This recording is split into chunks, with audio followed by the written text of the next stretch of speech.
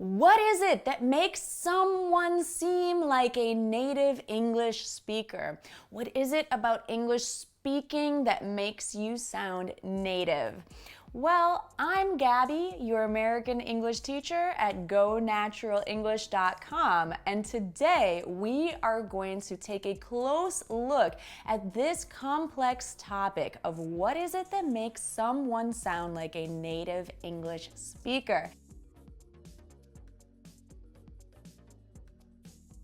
And today you're going to learn in the next 10 minutes what it is that you can do to sound more native-like when you are speaking English. What is it that makes someone obviously native? Well, I'll be the first to admit, I know several people who are non-native English speakers, but they speak so fluently and so native-like that it's very difficult, maybe impossible for me to tell if they are native or non-native. Only when they tell me that they're not native English speakers, then I know. It is possible for you to sound very native-like, even if you are an English learner. Now, what is it? Is it the accent, pronunciation, grammar, use of vocabulary? And yes, it is all those things and more. Why do we even care about sounding more native-like? Again, it's not that native is better or worse than non-native. The issue here is communication. We want to communicate clearly. And if we can be on the same page about expressions and the way of pronouncing things, it can help us to communicate more clearly. To be on the same page is kind of a native speaker expression, I suppose, which just means to agree on. So let's start there. Expressions. Vocabulary. When you're learning English, obviously, of course, you want to grow your vocabulary, but native English speakers use these odd, kind of weird expressions much more. Colloquial or idiomatic expressions, like to be on the same page, or for example, to rub someone the wrong way. Do you know what this means?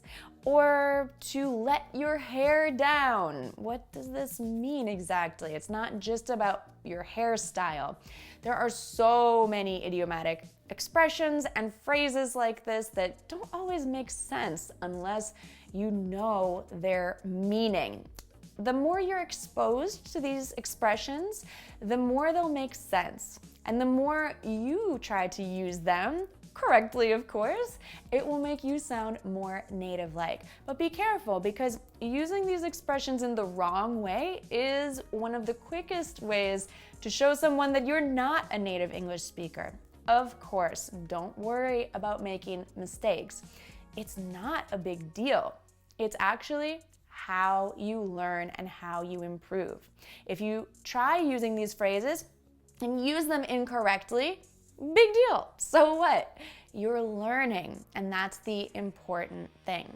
So use of vocabulary, use of these expressions and phrases, for example, to bark up the wrong tree, to be caught red-handed, to break the ice, spill the beans, or bite the bullets. These are all expressions that can really make you sound more like a native, and native English speakers are more likely to use them. We also have cultural references. If I say, wow, this is like One Flew Over the Cuckoo's Nest, what am I saying? Well, it's a cultural reference to a movie. That means this is pretty crazy.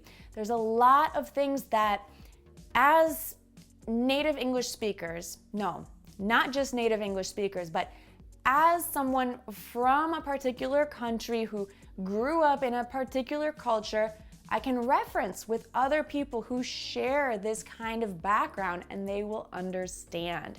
And that's why when native English speakers are talking with their friends, family, or just people they've known for a long time, they use these kinds of references that can be confusing to outsiders, and not just non-native English speakers, but anyone from the outside. If I go to Australia or England, native English speaking countries, as a native English speaker, there will be cultural references that I do not understand. There will be slang, expressions, colloquial ways of speaking that I do not understand. Does that make me a non-native English speaker? No, but if I want to be a native speaker in that local region, I'm going to have to study up. Now, let's talk about grammar. And please tell me if there are things that I don't mention that really show you that someone is a native English speaker or a non-native English speaker. What are those identifying traits? Tell me in the comments. Grammar, things like articles. Do you say that you want to live in USA? That's a dead giveaway. You need to use the, which is an article, the USA. So be careful with your articles and be careful with the advanced grammatical structures like the past perfect or past perfect continuous. I heard someone say the other day, I am living in the USA for 2 years. I completely understood what he was saying.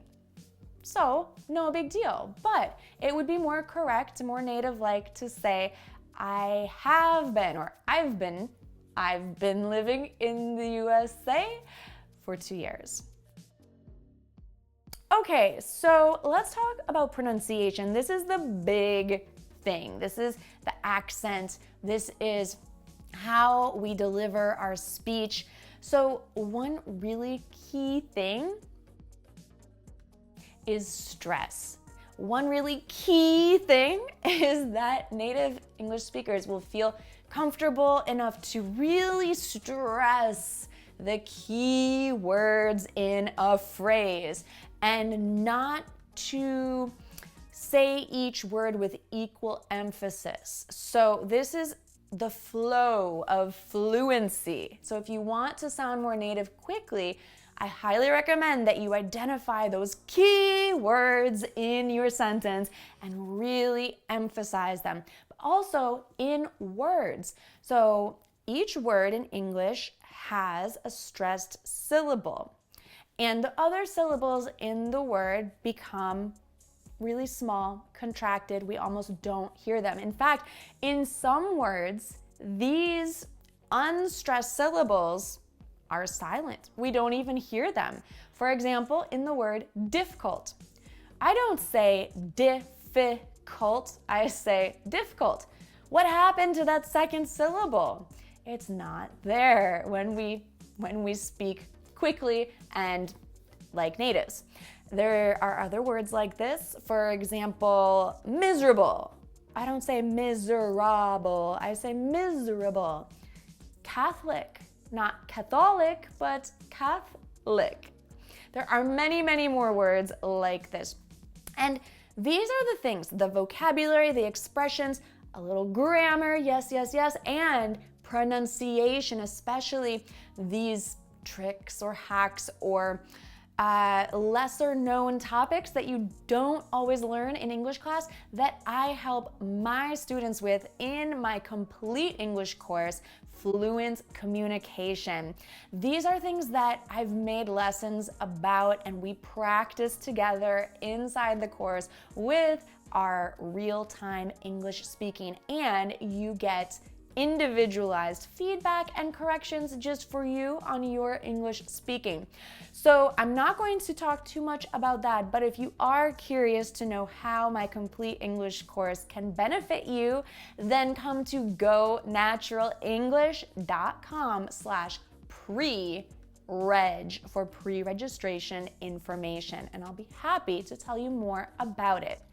So let's talk about pronunciation a bit more, because we have some letters, or rather sounds in English, that may not be as common in your native language. We have the TH, which can be th or th or t. So it could be like thesis, th like father, or t like Tiago, the name. So these are sounds that might not be as familiar, but the worst of all, or should I say the best of all, if you like a challenge, is the R in words like roar.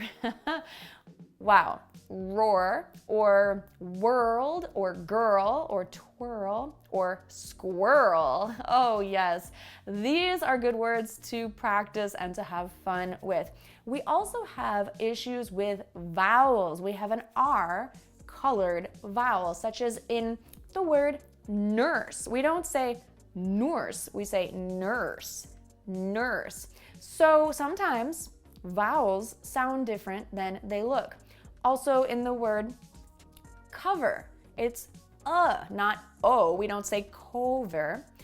And in other words that only have one vowel, such as the word do, like do it, you might hear an extra sound. You do it, do it. Or the word no, it's not no, it's no. No. So you have to listen carefully to the pronunciation of these words and try not to impose your native language pronunciation rules on the vowels in English.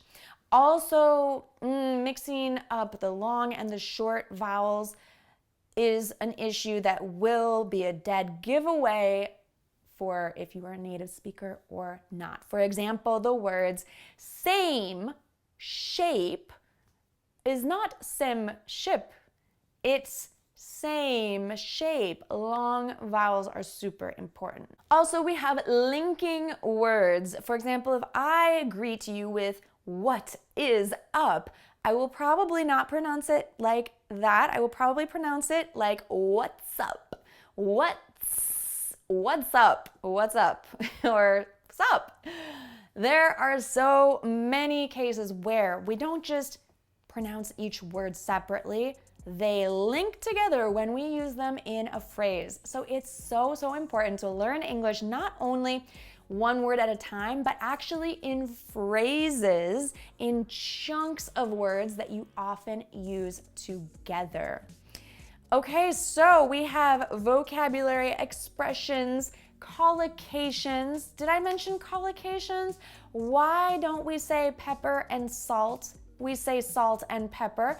It just sounds right. And the real reason is it's easier to say this way. So we have many words that simply have an order and we hear them together in a certain way. We don't say cream cheese and a bagel, we say a bagel and cream cheese. So there are many examples of collocations, and for the sake of time, I cannot list them all here, but this is one topic that you want to study for sure in order to sound more native-like. So vocabulary, colloquial expressions, slang, collocations, grammar, and all of these pronunciation topics as mentioned, including stress, the schwa, the linking sounds, the consonants that might be different in English than your native language, the long vowels, the short vowels, the diphthongs, the extra sounds that we do not see when we read, but we hear when we listen. These are a few of my favorite things in English because it makes the language quite interesting and quite challenging. So I know you are here because you're up for a challenge and you are 100% capable of becoming fluent and confident in your English speaking. Keep going. You're doing the right thing. If you're here, if you are watching and listening, you are learning and you're improving. Remember that English is really about the journey and not just the destination. So we can enjoy learning together and developing our skills and becoming better and better communicators. So I find the English language fascinating. I find all languages fascinating, but I'm here to teach you my native language, English, also because I studied linguistics and I have a master's in teaching English as a second language. So I'm really here to help you with my passion, my love, my education, which was to teach you English. So thank you for watching. I hope you enjoyed it. Again, if you'd like to take the next step and learn about how my complete English course, which is 100% online, can help you, then come over to gonaturalenglish.com/pre-reg and you can learn about the premium recorded lessons, the live online speaking practice, how you can get corrections and feedback on your English 24/7. It's an amazing opportunity and I don't want you to miss out. So come on over and learn more with me at gonaturalenglish.com. Again, my name is Gabby and I hope to see you over there. Thanks for watching. Bye for now.